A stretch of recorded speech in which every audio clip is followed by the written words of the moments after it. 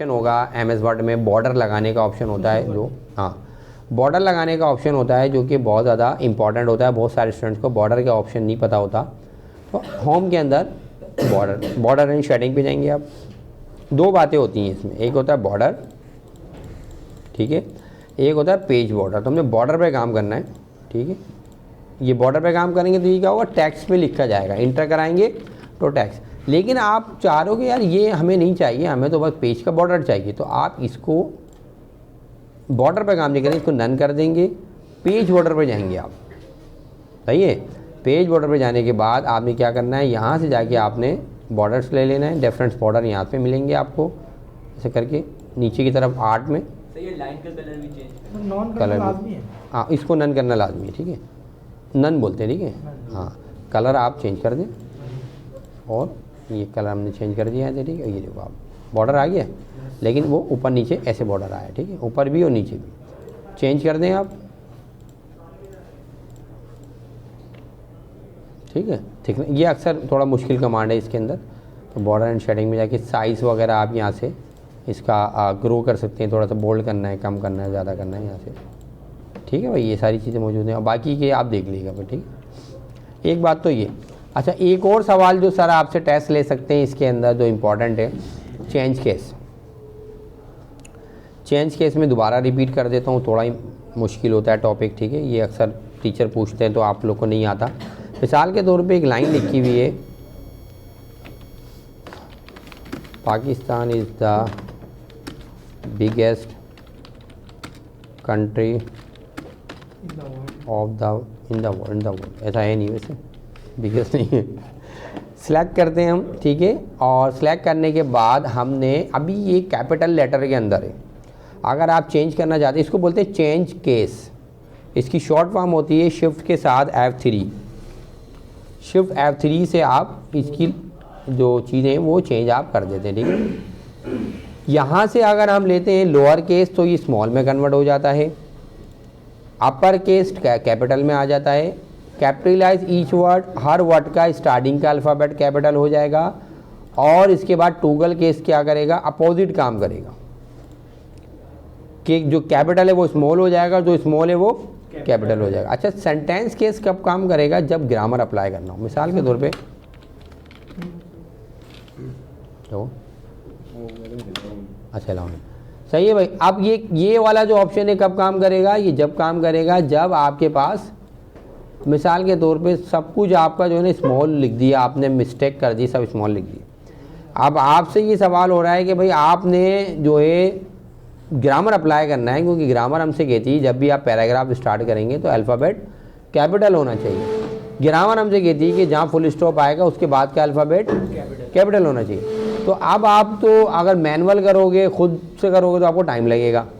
आप सेलेक्ट करो, यहाँ पे आप जाओ, सेंटेंस केस कर दो।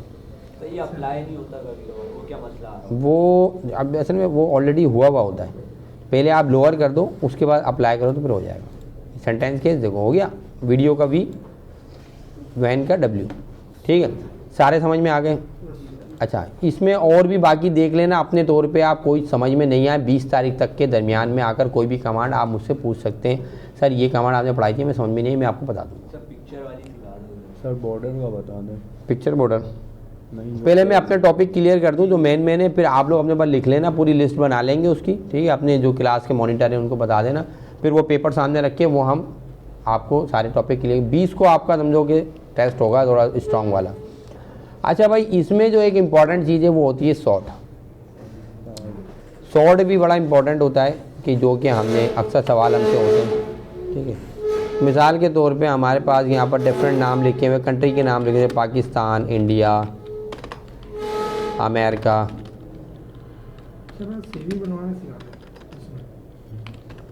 अमेरिका और बांग्लादेश, ठीक है।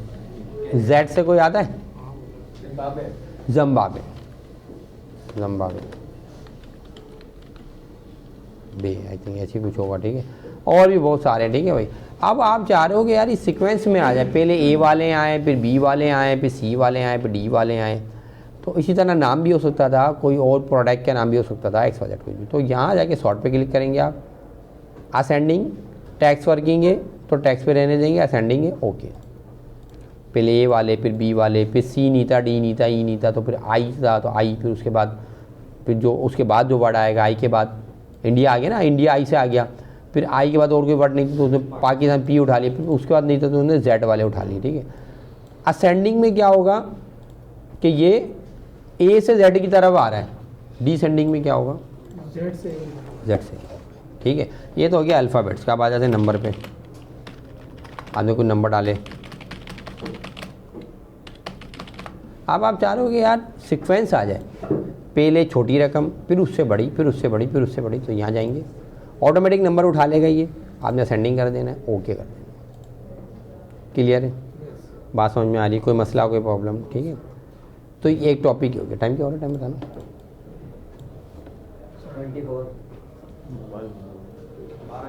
12:24, ठीक है, ये समझ में आ गया। पहले आज मैं होम को कवर कर रहा हूँ, कल मैं इंसर्ट को कवर करूँ, ठीक है। अच्छा भाई, इसमें एक और मेन चीज़ जो आपसे पूछी जा सकती है, फॉर्मेट पेंटर। फॉर्मेट पेंटर क्या होता है, आपने कोई भी काम किया हुआ है, ठीक है, यहाँ पर आपने इस लाइन को कोई हेडिंग वेडिंग दी हुई है और साइज़ वगैरह आपने लार्ज किया हुआ है, ठीक है, बहुत फॉर्मेटिंग अप्लाई करी हुई है XYZ, ठीक है। अब आप ये चाह रहे हो कि यार ये लाइन भी जो ड्रेसिंग हमने जो फॉर्मेटिंग इस पर अप्लाई करी हुई है यहाँ पे भी अप्लाई हुई है, हमें सेलेक्ट करना है, फॉर्मेट पेंटर ले लेना है और यहाँ लाकर आपने ऐसे करके फेंट देना है। क्लियर है, जो ये ऑप्शन था वही ऑप्शन यहाँ पर अप्लाई हो गया। क्लियर है। अच्छा जी, इसके बाद जो इसमें इंपॉर्टेंट चीज़ है हमारे पास, वो फाइंड रिप्लेस वगैरह के ऑप्शन है जो आ जाते हैं, इनको हम देख लेते हैं। सिलेक्ट करते हैं क्लियर फॉर्मेटिंग, फाइंड का मतलब होता है ढूंढना, तलाश करना, ठीक है। आप ढूंढना चाहते हैं, तलाश करना चाहते हैं, क्या ढूंढना चाहते हैं आप, कंट्रोल F इसकी शॉर्ट फॉर्म होती है, माउस लेके जाते हैं, जिनकी जो शॉर्ट की होती हैं वो ऑटोमेटिक आना शुरू हो जाती हैं, ठीक है। इसकी फाइंड की होती है कंट्रोल F। आपने कहा कि भाई यहाँ बताएं कि यहाँ पर बेस्ट कहाँ लिखा हुआ है, बेस्ट सिर्फ एक ही जगह पे लिखा हुआ है। आपने कहा ठीक है भाई, ये बताएं दी कहाँ लिखा हुआ है, तो दा जो है, दा भी बोलते हैं इसको, दी भी बोलते हैं, ठीक है। तो दा जो लिखा हुआ है यहाँ लिखा हुआ है। इसी तरह आपने कहा लुक कहाँ लिखा हुआ है, LOO की लुक यहाँ लिखा हुआ है ढूंढने के लिए, ठीक है। अब इसी तरह आपने जो था वो रिप्लेस पे क्लिक करेंगे। आपने कहा यार दी की जगह हमने डैट लिखना था, डैट, लेकिन हमने जो है वो दी लिख दिया। तो आप ये क्या करेगा, कंप्यूटर सबसे पहले इसको फाइंड कराएगा, ये इसने फाइंड करा, ऑर्डर्स के अंदर देखो ये इसको उठा रहा है दी को, और इसकी जगह रिप्लेस करवा रहा है डैट हो गया, ये ढूंढा, ये कर रहा है, तो ऐसे करके ये फाइंड कर रहा है। अच्छा, अब आप चाह रहे हो कि यार इसको थोड़ी करना था आपको, ये तो एक पूरा वर्ड है देन, ठीक है ना। आप कर्सर अपना यहाँ रखो, रिप्लेस पे जाओ, डी की जगह आपने डैट करना है, तो आप इसको, इसने फाइंड नेक्स्ट किया आपने, इसने इसको उठाया, इसको आपने करना है रिप्लेस, इसको भी करना है फाइंड रिप्लेस, इसको भी करना है रिप्लेस, डेट हो गया। अब इसको आपने नहीं करना क्योंकि ये तो ऑर्डर है, तो हम क्या करेंगे, फाइंड नेक्स्ट पे क्लिक कर देंगे, ये क्या होगा, आगे बढ़ जाएगा। इसको भी नहीं करना, ये तो देन है, इसको करना है रिप्लेस। बात समझ में आ रही, जो आप नहीं करना चाह रहे हो तो आप फाइंड नेक्स्ट करके उसको आगे बढ़ा सकते हैं, ठीक है। इसके बाद बात करते हैं जो गो टू, ठीक है।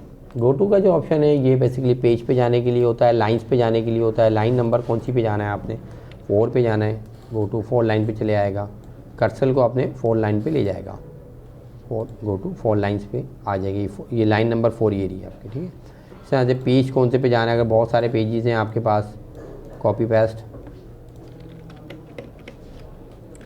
ठीक है। तो ये देखिए फाइंड रिप्लेस और गो टू पेज नंबर किस पे जाना है, 3 पे जाना है, ठीक है।